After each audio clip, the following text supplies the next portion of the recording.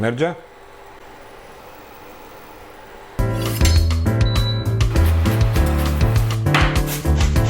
M-am stropit pe față.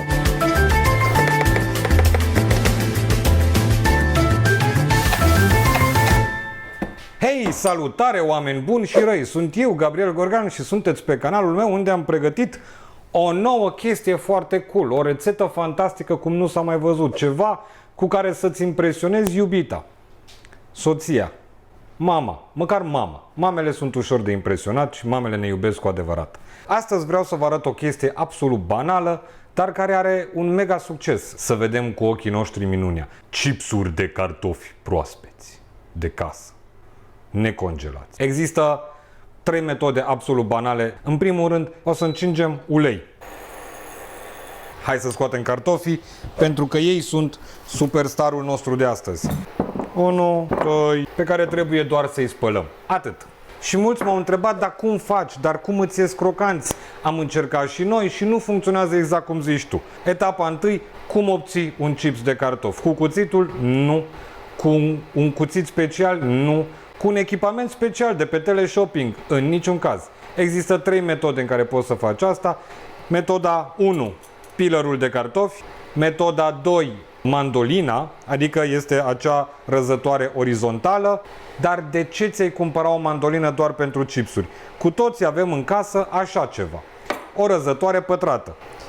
Asta o folosim în general la brânză dură, la un parmesan. Asta o folosim dacă vrem să trecem un morcov rapid. Asta n-a folosit-o nimeni niciodată și nici nu știu la ce se folosește. Și avem această latură, din nou, complet nefolosită. Stați cu ochii pe mine să vă arăt de ce. Varianta cu peeler. Luăm cartoful și îl piluim. E foarte, foarte simplu. Șmecheria este să nu bagi feliuțele astea înapoi în apă.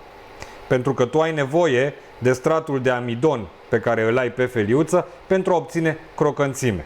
Fiți atenți, uleiul nu este încă suficient de încins, nu e rău, dar mai are puțin. Așadar, hai să facem un cartof la peeler.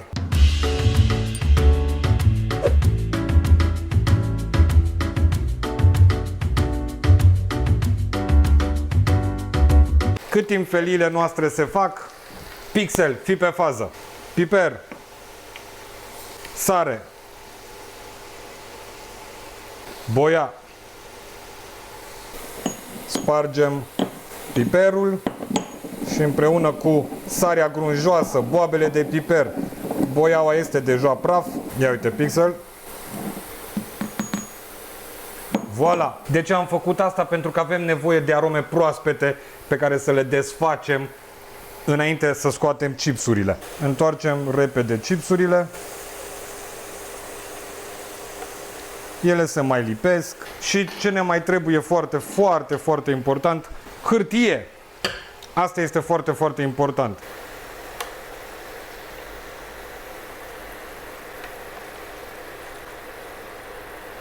Aici venim cu mirodenile. Și lăsăm să stea chipsurile preț de 20 de secunde. Așa. E ce trebuie? Dragilor, fiți atenți. Ce vorbești? Astea am să-i redau lui Pixel și vă arăt metoda 2. Fiți atenți că nici nu ați știut ce echipament profesional aveți în casă. Veniți cu cartoful efectiv pe lamele astea. Acum depinde cât de ascuțite sunt lamele. Cu atenție la degete. Acum puteți să mergeți prin toate 3 sau depinde de cartof. The Great Reveal! Ta-da! Uleiul bulbucește, ceea ce înseamnă că încetișor ne apropiem din nou de temperatură, punem chipsurile și cam asta a fost povestea. Dar mai am și o surpriză pentru voi. Hai să punem chipsurile.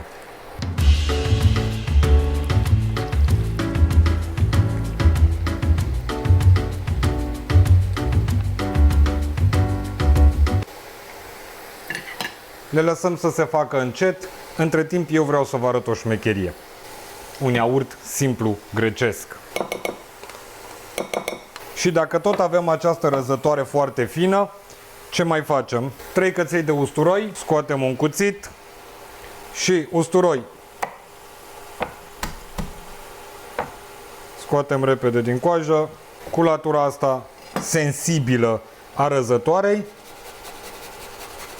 Avem aici usturoiul și vă mai învăț o șmecherie. Peste usturoiul acesta puneți un picuț de sare,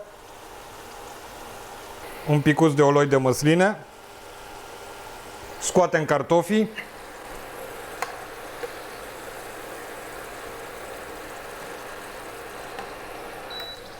ne asigurăm că îi condimentăm cu usturoiul ăsta cu sare și cu ulei. Venim cu lama cuțitului și pisăm usturoiul astfel încât să ne asigurăm că iese o pastă foarte moale și fină. E suficient să faci chestia asta de 2 ori cât să ai această pastă moale de usturoi pe care o punem în iaurt. În iaurt mai punem un picuț de sare, un picuț de piper, un pic de ulei de măsline. Învârtim bine de tot, astfel încât să se omogenizeze compoziția.